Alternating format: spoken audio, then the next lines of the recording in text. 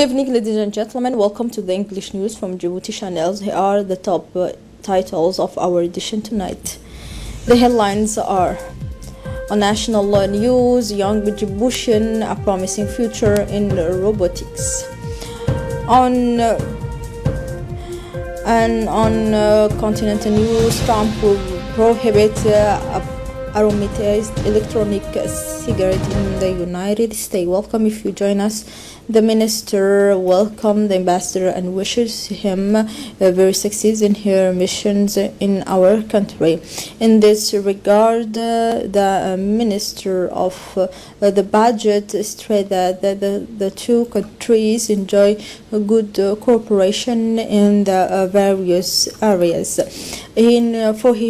For her part, the ambassador thanked the minister of the budget for the warm welcome he received. She welcomed this visit as part of the exchange on various issues of common interest in order to further strengthen bilateral relations between the two friendly countries. The ambassador stressed her willingness to work to strengthen relations Djibouti-German and the corporations. At the end of the visit, both sides reiterated their willingness to work together to promote a successful partnership. Also, the Minister of the Finance and Economy, Mr. Ilyas Musadawali, received in his office the Russian ambassador, Mr. Mikhail Golovanov.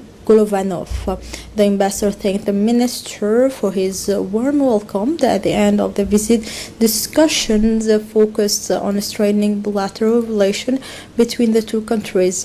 They also discussed about the upcoming Russian-African summit. It's going to be held in Sochi on 24 October 2019.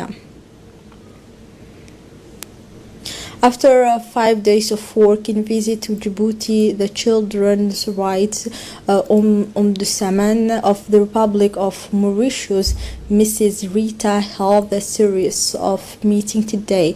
First, the mediator, accompanied by the Minister of Women and Family, Mrs. Moumina Ahmed Hassan, visited her counterpart, Mr. Qasim Ishaq, a mediator of the Republic of Djibouti. During the interview, both sides discussed at length human rights and more particularly the protections of children's rights in their respective countries. Subsequently, Mrs. Rita, accompanied by the Secretary General of the Minister of Women and Family, Mrs. Anisa Hassan Bahdon, and the legal advisor, Mr. Usman, visited the Secretary General of Justice, Mrs. Maki Abdul Qadir Amar. Finally, within the Minister of Women and the Family, Mrs. Moumina Ahmed Hassan, she had a debriefing with the children's rights before leaving the Republic of Djibouti.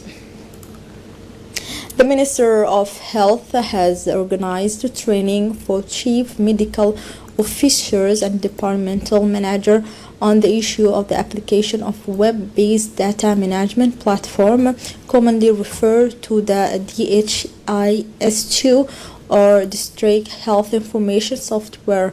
Indeed, the Ministry of Health plans to set up a web-based digital data platform to strengthen the health information system in order to improve the accessibility, timeless, and quality of the country's health data.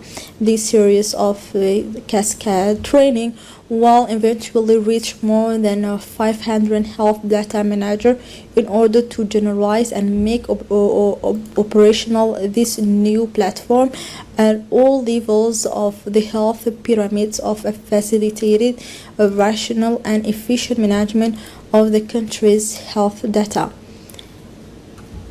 The Minister of Health information on this process of modernization of the health information system that being implemented by the department expressed his satisfaction for the progress of this project.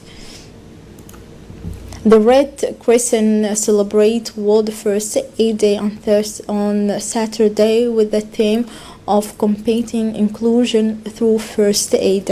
In this regard, the Djibouti National Red Crescent Society has initiated first aid training for people with special needs. About 20 participants, all members of the national network of people with special needs, took part in this training at Djibouti Red Crescent headquarters. The objectives of this training is to emphasize the first aid knowledge must be accessible to all as life-saving act of humanity, and the people with the disabilities have the potential to learn first aid and save lives. The APA Association, in close collaboration with the AGS in Djibouti Association, had today granted a donation of school kits to children from family in need in Jamal. This donation consists mainly of school kits, including binders, notebooks, pens, as well as erasers for student basic education in Jamal. This gesture by a Swedish-based NGO association to the student of the school of the Jamal base makes it possible to contribute in order to encourage and motivate them so that they can work even harder to succeed in their school. A flagship training program, the Mandela Washington Fellowship, aims to promote development in Africa. With this in mind, the U.S. Embassy in Djibouti, in partnership with the recent Mandela Washington Fellowship for Young African Leaders YALI program, held an information sessions on Thursday evening, September, on the selection and eligibility criteria for 2021 Mandela Washington Fellowship at the Municipality Library. This information sessions was an opportunity for candidates interested in the program to ask questions about the application, the selection procedures, and the opportunities that can benefit from things.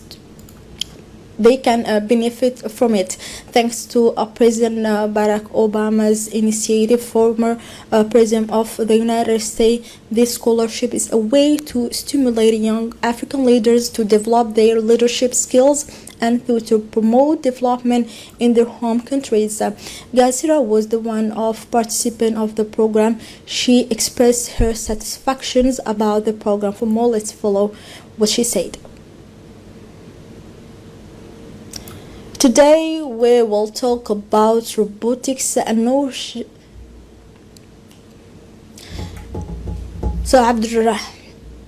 Today we'll talk about robotics, a notion that people are vaguely familiar with. Designer and talent move to the center of entrepreneurship, which is in turn becoming a real talent niche. Excellent Djibouti student in the field, these young people have great hope and ambitious to place at the top of technology and artificial intelligence in Africa. Wa'is Mahdi, Warsama Yassin, Abdesalam Ahmed, and Hamida Harun are young people who come from different backgrounds, but they have a common passions and inextricable link that binds all them. It's robotics. They do not quite have a scientific look, but they thinking is the key word in this center that now bring together a whole community of enthusiasts. Everyone, when they are not working together, is busy in their own corner. For example, Wa'is Mahdi and other students are busy with the use of drone and orthocopter to deliver medical equipment more than 8 kilometers away. But above all, he is fond of aerial shots. Warsama is an experienced robot user. Here he programmer. With these bases, he creates new parameters, and these allow him to go far in this creation. But robots are only a starting point. These young people are developing leadership skills. They learn to work in a team. Robotics is an excellent vehicle for learning, but also allow them to broaden their fields of creativity. Thus, robotics has many potential opportunities because it has application in many fields such as surgical robots, automations, agriculture technology, manufacturing, as well as human machine interactions, and many others.